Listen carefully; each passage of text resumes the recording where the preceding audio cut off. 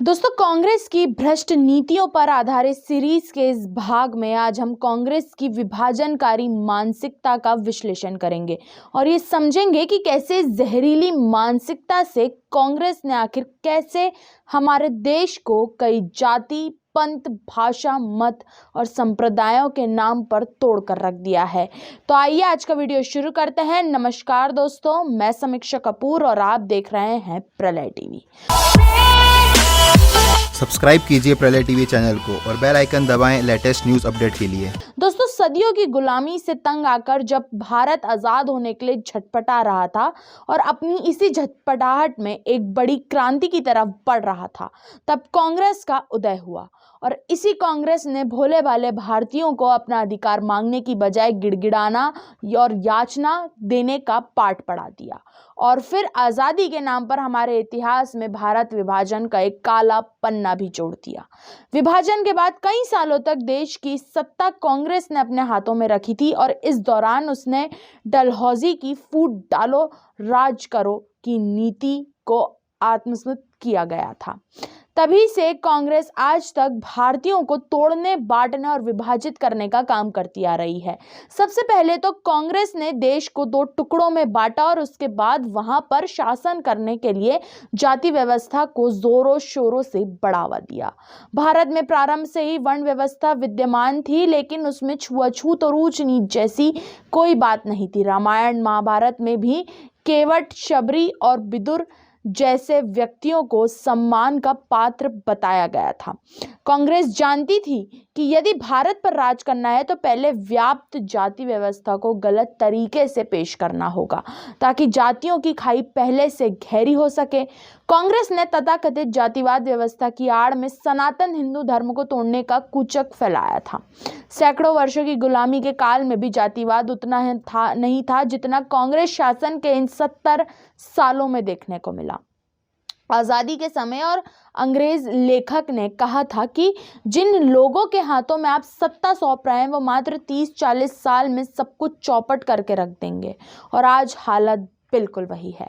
मुगल काल में हिंदू ग्रंथों, पुराणों आदियों इन सब के साथ छेड़खानी की गई। अयोध्या, मथुरा, काशी और वाराणसी के पुरोहितों के साथ मुगलों के अनुसार धर्म को संचालित करना होता था, क्योंकि हिंदुओं के धर्म की यही असली गढ़ थे। बाद में अंग्रेजों ने भारत के इतिहास का सत्यानाश कर दिया। फिर अंग्रेज जिन लोगों के हाथों में सत्ता दे गए थे वो सभी पूर्व मुख्य वामपंथी और अंग्रेजों के पिट्ठू थे, जिन्होंने 30 से 40 साल में भारत को बर्बाद कर दिया।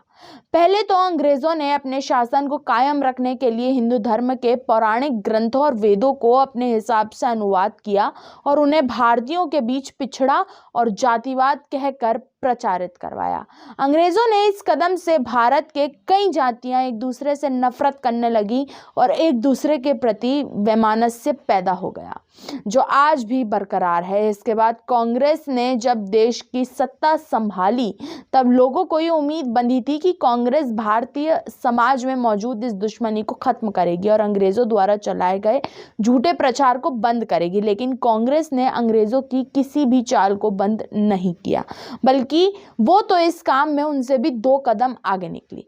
कांग्रेस ने पहले से लड़ रही जातियों और ज्यादा लड़ाना प्रारंभ कर दिया। चुनाव में जातियों को एक दूसरे के खिलाफ भड़काया गया, फिर बहुलता के हिसाब से उसी जाति के उम्मीदवार मैदान में उतर गए।